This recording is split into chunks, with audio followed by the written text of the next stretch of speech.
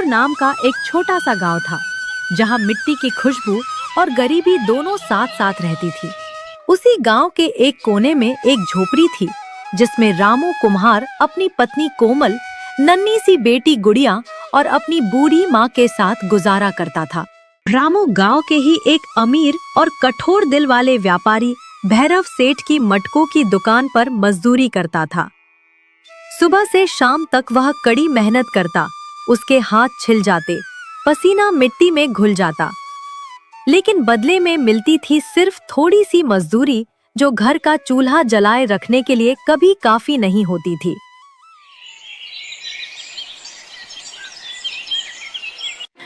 सुनिए जी, कल सेठ भैरव ने फिर वही पुरानी मजदूरी दी। दिन भर धूप में काम करते हैं और मिलता क्या? माँ की दवा खत्म हो गई है, राधा के कपड़े भी फट गए हैं। मैं समझ नहीं पा रही क्या करें। मैं क्या करूं कोमल, भैरव सेठ बस इतना ही देता है। रोज सुबह से शाम तक मिट्टी में घुस जाता हूं, पर मेहनत का मोल अब दुनिया में कहाँ मिलता है। गरीब के पसीने की कीमत तो सेठ लोग अपने हिसाब से लिखते हैं। फिर आप उनके लिए काम क्यों करते हैं जी? आपके हाथ के मटके तो पूरे चंदनपुर में मशहूर हैं। क्या पता अगर आप खुद बेचना शुरू करें तो आपकी कमाई दुगनी हो जाए।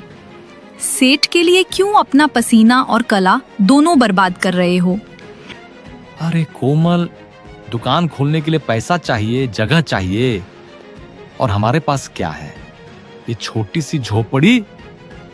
आप चिंता मत कीजिए, स्टार्टिंग में प्रॉब्लम होगी पर सब ठीक हो जाएगा। हम थोड़ा थोड़ा करके सब कर लेंगे। भगवान पर भरोसा रखिए। बेटा, सही कह रही है तेरी पत्नी। सेठ के लिए काम करके कब तक पेट पालोगे? अपना कुछ कर। मिट्टी तेरे हाथ में है तो किस्मत भी तू ही बना सकता है। ठीक है कोमल, कल सेठ से कह दूंगा, अब और मजदूरी नहीं। अगले दिन रामू भैरव सेठ के पास जाता है। उस दिन रामू ने फैसला कर लिया था कि अब वो सेठ के लिए नहीं, खुद के लिए काम करेगा। मालिक नमस्ते, मुझे आपसे एक बात कहनी थी। हाँ बोलो रामू, क्या बात है? मालिक, आप मेरा हिसाब कर दीजिए, मैं अब यहाँ काम नहीं करूँगा। क्या बोला तूने? इतना देता हूँ फिर भी तू काम नहीं करेगा? मालिक, गलत मत समझना, मैंने कभी शिकायत नहीं की, पर घर का खर्चा नहीं चल रहा, सोचा खुद कुछ कोशिश कर लूं। कोशिश? चल ठीक है, जा, मैं भी देखता हूं तू क्या कर लेगा। रे चमचे, इसका हिसाब कर। जी मालिक, पिछली बार इसने अपनी माँ की दवा के लिए जो बड़ी रकम एडवांस ली थी और मिट्टी के जो बचे हुए दाम थे, सब जोड़ घटाकर देखा जाए तो रामू के हिस्से में कुछ नहीं बचता मालिक। इसका हिसाब तो पूरा पूरा जीरो हो गया। सुन लिया रामू, तेरे सब पैसे कट गए, तू पहले ही ले चुका है, अब कुछ नहीं मिलेगा। मालिक, वो तो आपने खुद कहा था तब के लिए, मैंने कब कहा सब पैसे ले लो? ये तो अन्याय है। बस खामोश रह, औकात देख अपनी। तू मुझे मेरा हिसाब समझाएगा? हाँ, तेरे हाथ की मिट्टी में वो दम नहीं जो दुकान खोले। जा जा, और हाँ, जब हार कर वापस आएगा ना, तब 2 गुनी गुलामी करने को तैयार रहना। रामू की आंखों में आंसू आ जाते हैं। वह बिना पलटकर देखे ही अपनी झोपड़ी की तरफ चल पड़ता है। क्या हुआ जी? सेठ ने पैसे दिए क्या? नहीं कोमल, सब पैसे काट दिए। कहते हैं तो मैंने पहले ही ले लिया था, मुझे भगा दिया। हंस के बोला, देखते हैं कैसे दुकान खोलते हो।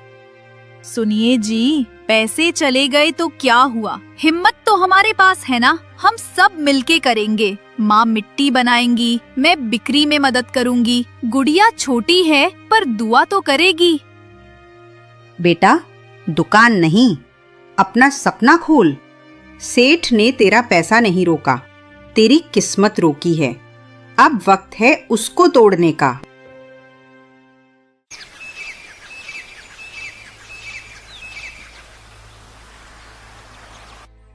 अगले दिन से रामू मिट्टी के मटके बनाना शुरू करता है और उन्हें बाजार में ले जाकर बेचने बैठता है। गर्मी से तपता हुआ दिन, बाजार में लोगों की भीड़, सब अपने अपने सामान बेच रहे हैं।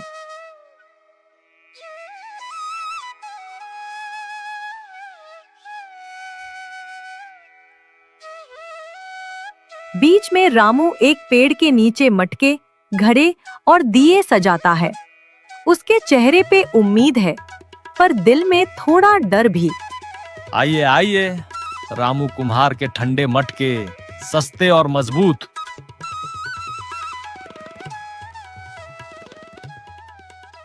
रामू की आवाज सुनकर कुछ गांव वाले रामू के पास आते हैं। अरे भाई, ये मटका तो हल्का लग रहा है, लगता है मिट्टी कच्ची थी। हाँ रे, और रंग भी ढीला है, लगता है मिट्टी भी सही नहीं पकाई गई।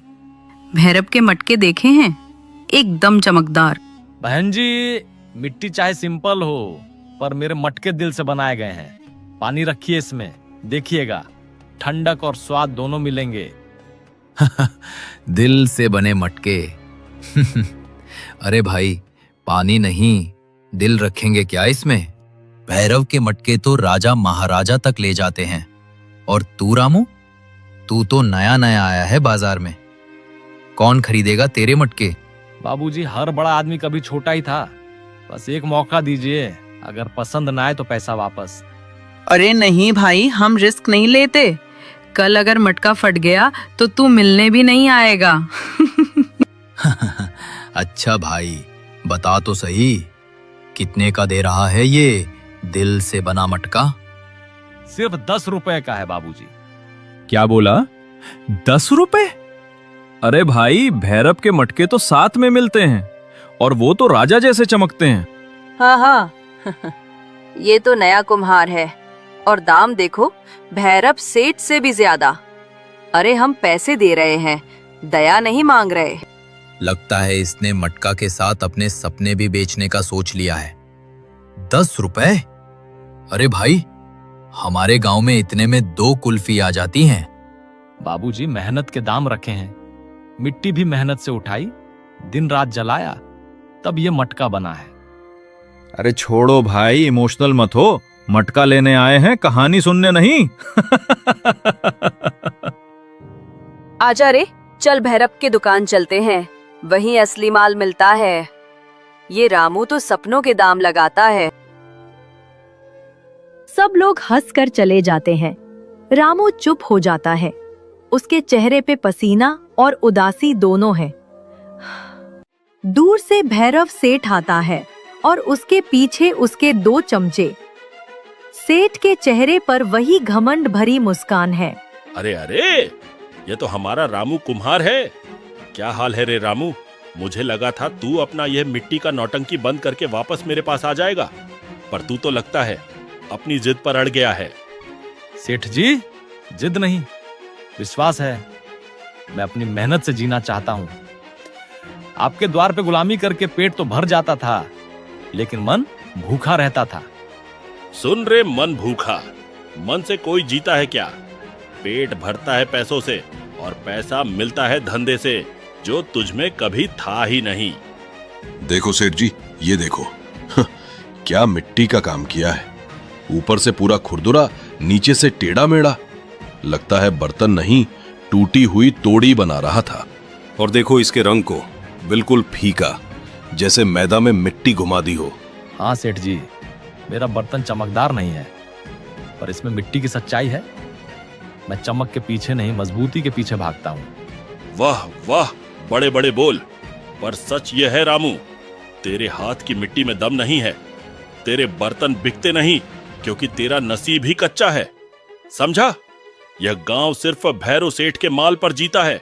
शहर की मिट्टी, चमकदार मिट्टी, महंगी मिट्टी, तेरे जैसे को यहाँ कोई नहीं पूछता।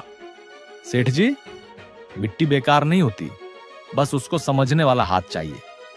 आप शहरों की मिट्टी में सोना ढूंढते हैं, और मैं अपने गांव की धरती में जीवन। फर्क वही है। बहुत बोलने लगा है रामू, लगता है 2 दिन का धूप में बैठना तुझे फिलोसोफर बना गया। ठीक है, बोल दिया तूने, पर याद रखना, जब हार के मेरे पास वापस आओगे ना, तो तनख्वाह भी आधी मिलेगी। चल रे चमचों, चलते हैं, मिट्टी के राजा से मिल लिया।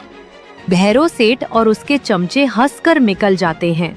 रामू का चेहरा शांत है, पर आंखों में जज्बात उभर रहे हैं।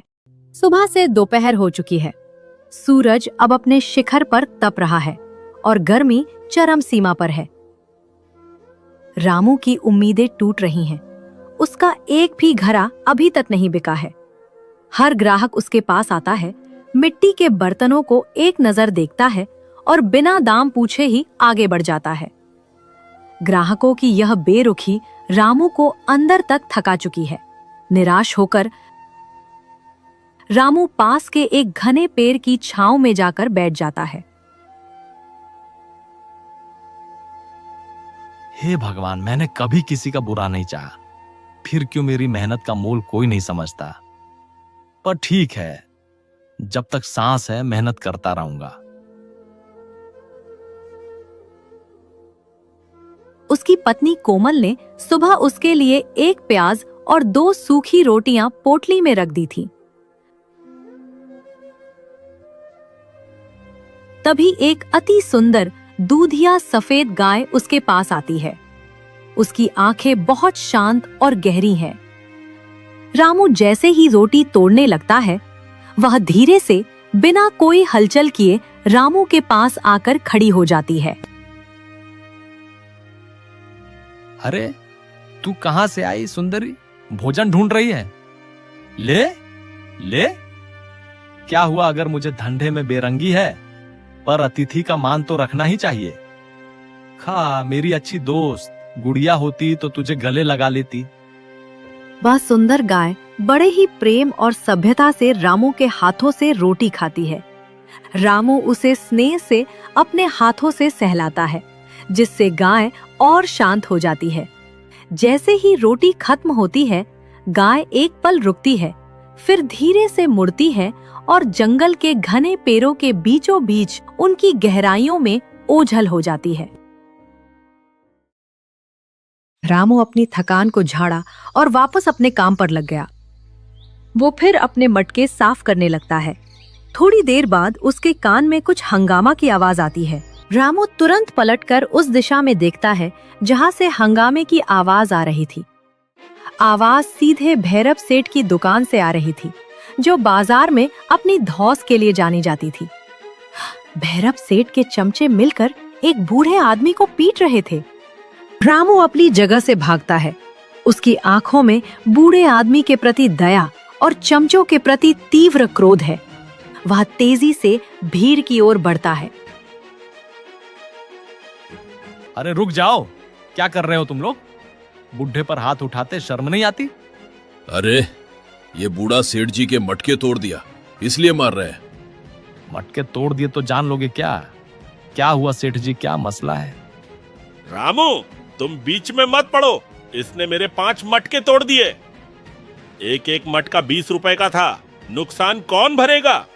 सेठ जी, मैंने तोड़े नहीं, गिर गए गलती से। सुबह से कुछ खाया नहीं था, हाथ हिल गया। मुझे बीवी के लिए दवाई लेनी थी, 2 दिन से बीमार है। मैंने आपसे एडवांस मांगा तो आपने डांट दिया। बीमारी सब झूठ है। काम करो या निकल जाओ यहाँ से। सेठ जी, गलती सबसे होती है। आप इतने बड़े आदमी हो, कुछ दया भी तो रखिए। एक बूढ़े आदमी को मारना इंसानियत नहीं, जालिमियत है। अरे रामू, तू अपना काम संभाल, ये हीरो मत बन। ले जाओ इसे यहाँ से, वरना तुझे भी निकाल दूंगा बाजार से। सेठ जी, बाजार आपका हो सकता है, पर इंसानियत हर किसी का अधिकार है। बाबा चलिए, मैं देख लूंगा। आपको दवाई के पैसे चाहिए ना? बेटा, भगवान तुझे खुश रखे। तेरे जैसा आदमी आज के जमाने में मिलना मुश्किल है।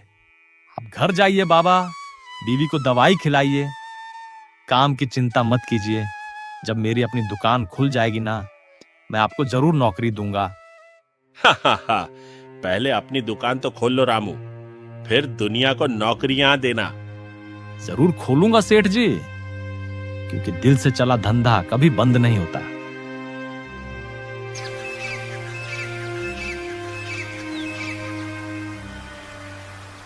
आज क्या हुआ? इतने चुप क्यों हो जी? जरूर आज भी। क्या बताऊं कोमल, आज भी वही हाल। दिन भर धूप में बैठा रहा, कोई दाम पूछकर चला गया तो कोई हल्के से छिड़कर चला गया। एक मटका नहीं बिका। जब से भैरव का काम छोड़ा है लगता है धंधा ही रूठ गया है मुझसे। देखिए, आप हिम्मत मत हारिए। भैरव का घमंड उसका साथ दे रहा है, लेकिन आपकी मेहनत वो आपका साथ देगी। आपका काम सच्चा है, बस थोड़ी सी देर है। कितनी देर कोमल? एक एक दिन कितना मुश्किल हो रहा है। तुम्हारे लिए अच्छी साड़ी नहीं खरीद पाता, गुड़िया का पेट भी ठीक से नहीं भर पाता, और अब तो माँ की दवाई भी खत्म हो गई है। हाँ, कल सुबह तो जरूर देनी पड़ेगी। और उधर गुड़िया, वो तो आज भी भूखी सोई है। उसके लिए एक नया जोड़ा भी नहीं ले सकते। बस यही सोचता हूँ कि काश कुछ ऐसा हो जाए कि हमारी किस्मत पलट जाए, जिसे मैं माँ की दवाई ला सकूं और गुड़िया को खुश रख सकूं। चिंता मत करो स्वामी, वो ऊपर वाला सब देखता है। जब इंसान की कोशिश अच्छी होती है ना, तो भगवान कोई ना कोई रास्ता जरूर दिखाता है। आप कल फिर जाइए, कोशिश मत छोड़ना। हाँ, तुम सही कहती हो, कल फिर जाऊंगा। कल तकलीफ है तो कल खुशियां भी आएंगी। माँ और गुड़िया के लिए मुझे जीतना होगा।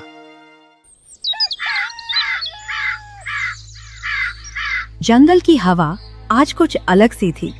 दूर तक अंधेरा घने पेड़ों के पीछे छिपकर बैठा लग रहा था। रामू धीरे धीरे कदम बढ़ाता हुआ जंगल के बीच जा रहा था। उसके चेहरे पर थकान थी, पर आंखों में एक अजीब सा संकल्प भी।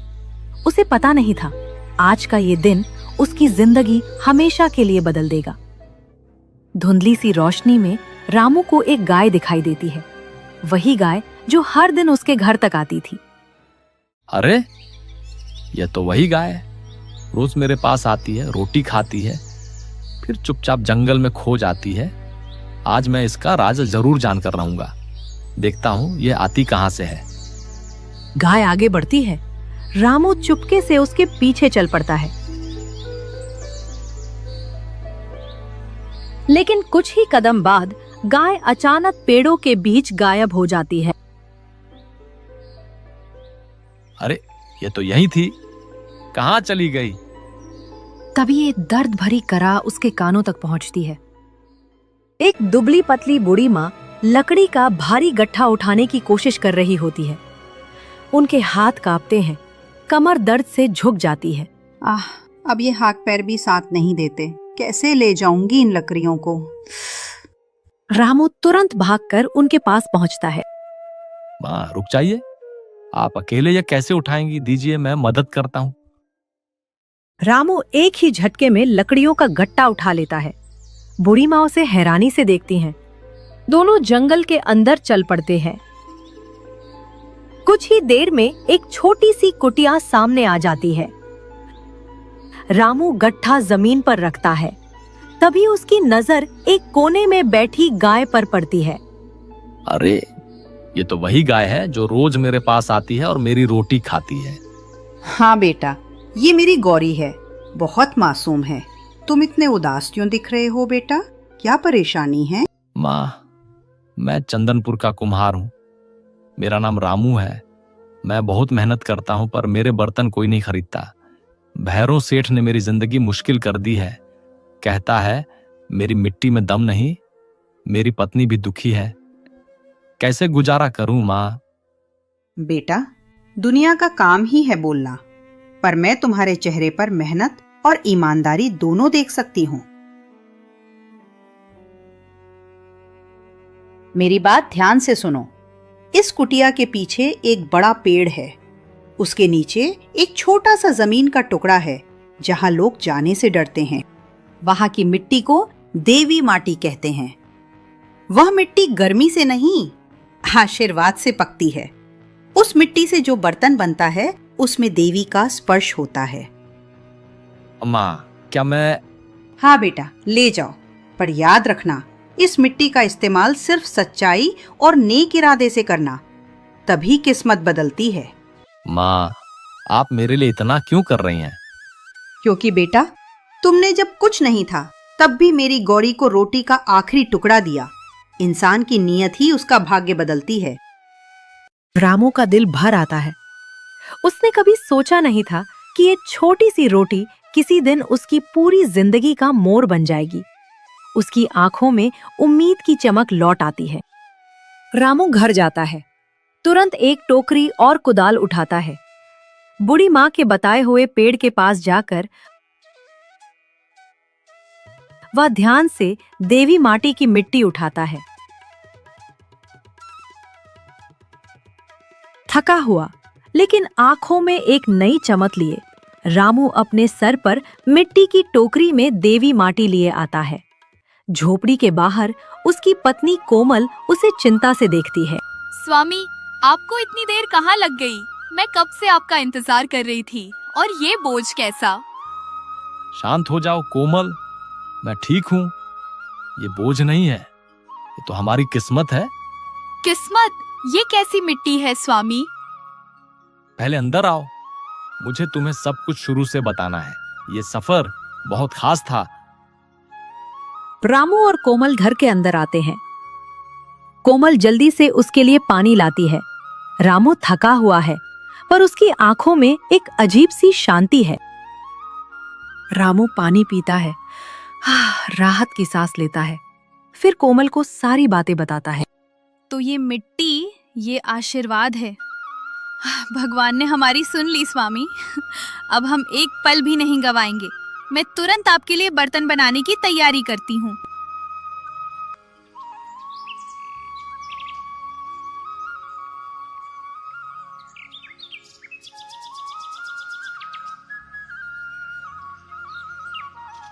आइए आइए, नए मजबूत और सुंदर मटके और बर्तन। इसकी गर्मी और ठंडक देखिए। इतनी बढ़िया मिट्टी के बर्तन आपको कहीं और नहीं मिलेंगे। एक बार इस्तेमाल करके देखिए, बरसों चलेंगे। इन खूबसूरत बर्तनों से अपने घर को सजाइए। अरे रामू, ये क्या चमत्कार है? ये बर्तन तो भैरव के बर्तनों से भी ज्यादा अच्छे हैं। कितने हल्के और मजबूत हैं। हाँ, रंग भी कितना गहरा है। कितने में दोगे रामू? बस वही दाम जो आम मिट्टी के दाम है, 5 रुपए। अरे भाई, ये तो बहुत ठंडा है, बिल्कुल सेठ के मटके जैसे। कितने का दिया? बस 5 रुपए बहन। 5 रुपए? भैरव सेठ तो 20 रुपए मांगता है। चलो मुझे 2 दे दो भाई। पल भर में गांव वालों की भीड़ रामू की दुकान पर लग जाती है। रामू के बर्तनों की चमक और हल्कापन सबको बहुत पसंद आता है। रामू के चेहरे पर पहली बार मुस्कुराहट आती है। वो खुशी से मटका पैक करता है। जैसे ही शाम हुई, रामू ने अपनी सारी कमाई को संभाला और खुशी के मारे दौड़ा चला आया। घर के दरवाजे पर पहुंचते ही वह अपने उत्साह को रोक नहीं पाया और जोर से चिल्लाया, अरे माँ कोमल, जहाँ हो जल्दी आओ। रामू की आवाज सुनकर कोमल और बूढ़ी माँ घबराकर बाहर आई। क्या हुआ? कुछ हुआ है क्या?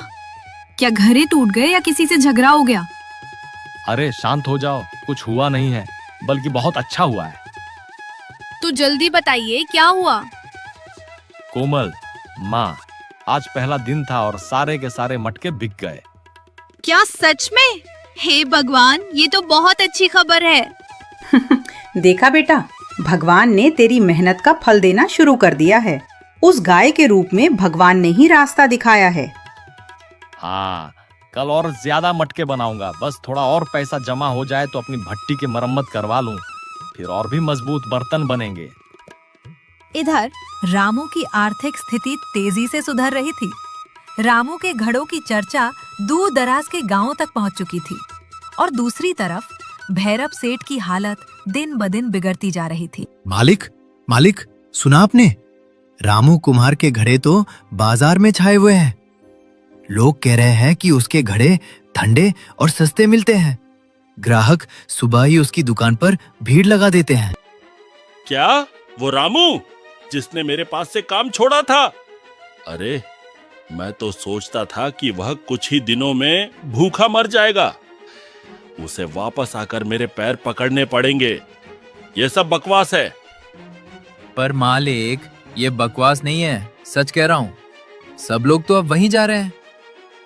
उसके घरे आजकल पड़ोसी गांव तक जा रहे हैं। वो रात दिन काम कर रहा है। ठीक है, मैं भी देखता हूं अब ये कहां तक जाता है।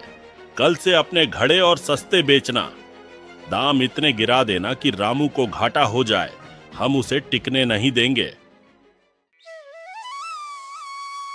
1 महीना बीत चुका है। रामू ने अब अपनी पुरानी झोपड़ी के बाहर एक छोटी साफ सुथरी दुकान बना ली है। दुकान के ऊपर एक नया बोर्ड लगा है जिस पर गर्व से लिखा है, रामू कुम्हार के मिट्टी के घड़े, ठंडे और मजबूत। दुकान पर ग्राहकों की अच्छी खासी भीड़ है। रामू ग्राहकों से बात कर रहा है। उसकी पत्नी कोमल घड़ों को साफ कर रही है और बूढ़ी माँ भी हिसाब किताब में मदद कर रही है। उनकी छोटी बेटी गुड़िया एक ग्राहक को पानी पिला रही है। तभी माहौल में ठंडक की जगह गर्मी आ जाती है। भैरव सेठ अपने चमचों के साथ वहां से गुजरता है। रामू की कामयाबी देखकर उसका चेहरा गुस्से से लाल हो जाता है। तो रामू, बड़े आदमी बन गए हो। शक्ल तो बदल गई है तेरी। वाह। सेठ जी, आप बड़े हैं। मैं तो अभी भी सीख रहा हूँ। पर जो आपने मेरे साथ अन्याय किया था, उसका जवाब मैंने किसी चाल से नहीं बल्कि केवल अपनी मेहनत से दिया है। देखो, तूने तो हद कर दी। अब मेरे पुराने ग्राहक भी तूने खींच लिए। सेठ जी, मैंने किसी का ग्राहक नहीं खींचा। बाजार सबका है। यहाँ सब अपनी मेहनत का खाते हैं।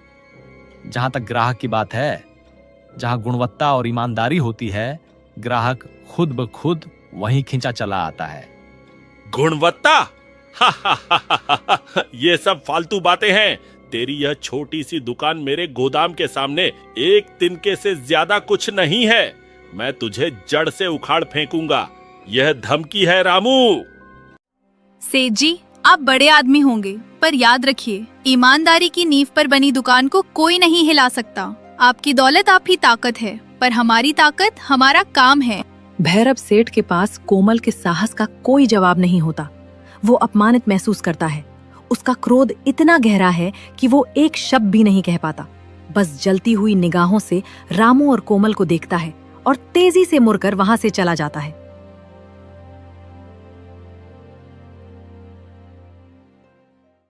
भैरव के जाते ही गांव वाले रामू की प्रशंसा करते हैं। रामू और कोमल एक दूसरे को देखकर विजय की एक शांत मुस्कान के साथ हंस पड़ते हैं। मां गर्व से उन्हें देखती है।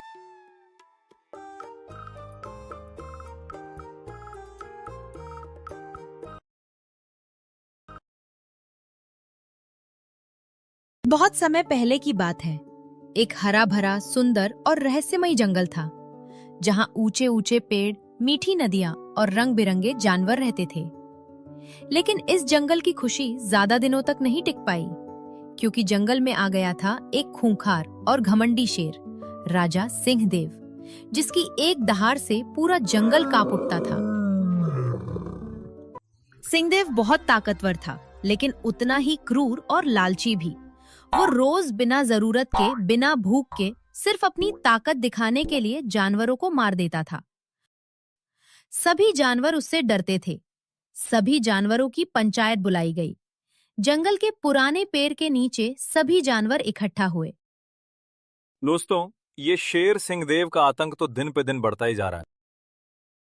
अगर ऐसा ही चलता रहा तो इस जंगल में कोई भी जिंदा नहीं बचेगा। बिल्कुल सही कह रहे हो दोस्त। ऐसे तो सब जानवर मारे जाएंगे। ऐसा नहीं चलेगा। हमें शेर से बात करनी होगी। इस समस्या का हल ढूंढना होगा। अरे, लेकिन बात कौन करेगा? कौन अपनी जान को खतरे में डालेगा? जो जाएगा वही मारा जाएगा। मैं तो नहीं जा रहा। मुझे अभी नहीं मरना है। सभी शांत थे। किसी के पास जवाब नहीं था। तभी बकरी बोली, ऐसे शांत रहने से कुछ नहीं होगा। हम सबको मिलकर कुछ करना पड़ेगा। हम लोग एक साथ शेर के पास जाएंगे और अपनी बात रखेंगे। सबने मिलकर योजना बनाई। अगर हम रोज एक जानवर खुद शेर के पास भेजें तो वो बाकी जानवरों को नहीं मारेगा। सब सोच में पड़ गए। लेकिन इससे क्या फायदा होगा? एक साथ मरने से तो अच्छा ही है कि एक एक करके मरेंगे। आखिर में सबने हामी भर दी।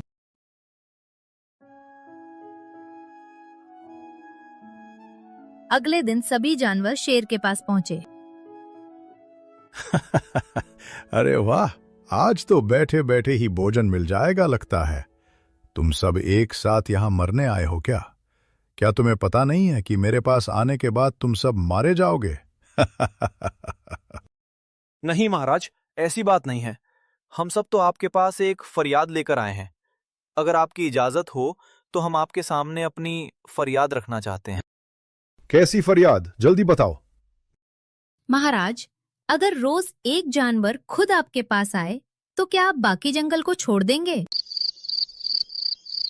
इससे आपको शिकार के लिए भटकना नहीं पड़ेगा और एक को छोड़कर बाकी जानवर बिना डर के रह सकेंगे।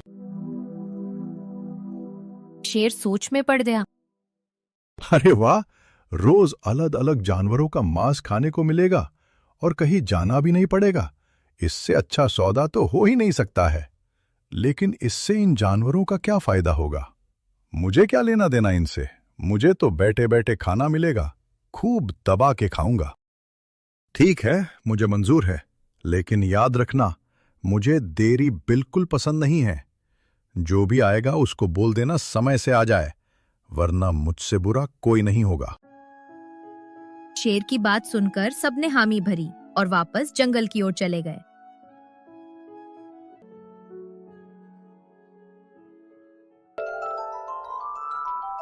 कई दिन बीत गए। हर दिन एक जानवर जाता और कभी वापस नहीं आता। फिर एक दिन खरगोश की बारी आई।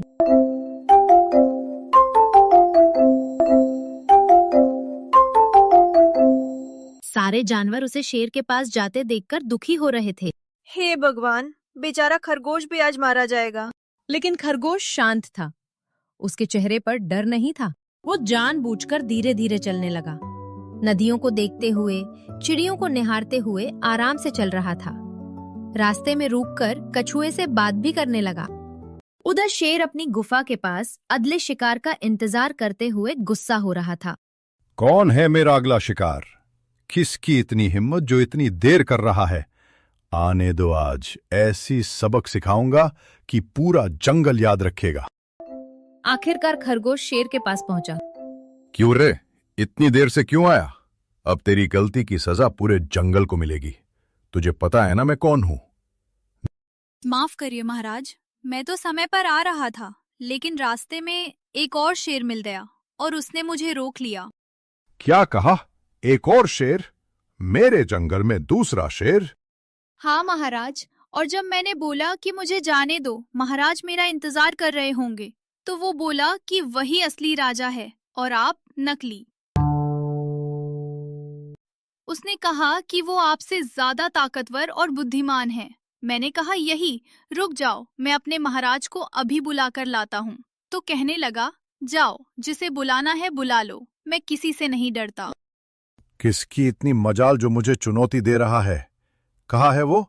ले चलो मुझे उसके पास। जी महाराज, वो कुएं के पास है, चलिए मैं आपको ले चलता हूँ। दोनों कुएं की तरफ चल पड़े। खरगोश शेर को एक गहरे कुएं के पास ले गया। आइए महाराज, देखिए, इसी कुएं में वो दूसरा शेर है जो आपको चुनौती दे रहा था। अच्छा, जरा मैं भी देखूं कौन है वो दूसरा शेर। शेर ने कुएं में झांका तो उसे अपनी ही परछाई दिखाई दी।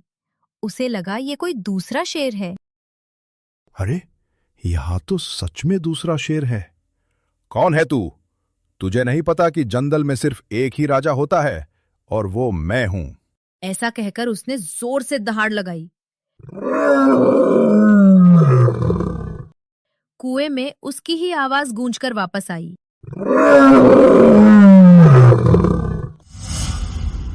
तेरी इतनी हिम्मत?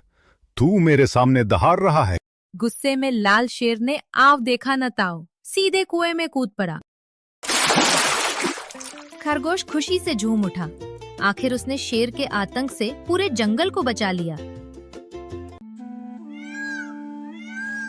सुबह होते ही पूरा जंगल खुशियों से भर गया। सभी ने मिलकर खरगोश का धन्यवाद किया। तू छोटा जरूर है, पर सबसे बुद्धिमान है। आज हम सब सीख गए कि बुद्धि बल से बड़ी होती है। अगर आपको ये कहानी पसंद आई तो प्लीज सब्सक्राइब कीजिए। धन्यवाद।